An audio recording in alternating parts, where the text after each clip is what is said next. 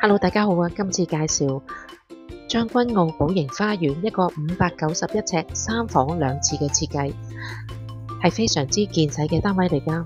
我哋而家即刻睇一睇呢個單位啊！入到嚟，你會見到喺單位嘅右手邊就係一個嘅廚房，廚房都係非常之見使。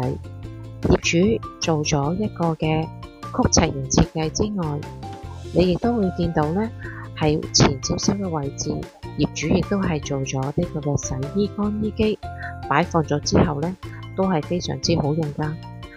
客飯廳方面都係一個好大嘅巨型大廳，亦都冇玄關位。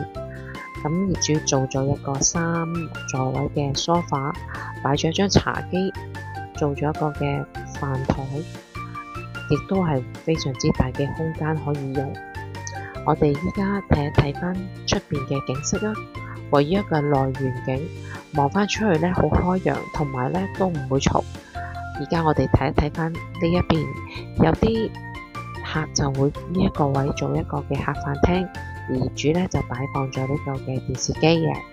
我哋而家往前睇一睇翻第一個洗手間，洗手間方面呢一個就改咗一個企缸嘅設計，令到呢洗手間更加好用。咁同埋呢個單位呢都係保養得非常之新淨。我哋依家再往前睇一睇翻其中嘅一間房啦。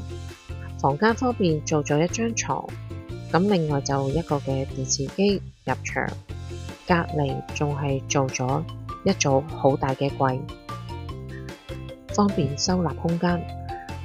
望翻出去個景呢，都係同廳個景係一致，都係一個非常之寧靜嘅內園景。呢個就係第二個嘅洗手間。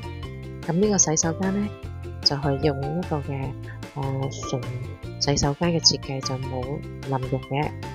隔離就係主人房，主人房方面啦，咁都係乾。另外一間房業主就做咗一個嘅書房，擺放咗一啲嘅私人用品啦，同埋呢就係做一個嘅書台用嘅。成個單位呢都係非常之企理，同埋都好用。有2個嘅洗手間，咁單位呢都係好光猛，同埋呢都係好寧靜嘅。大家如果對呢個單位有興趣嘅話，歡迎你隨時聯絡我約睇。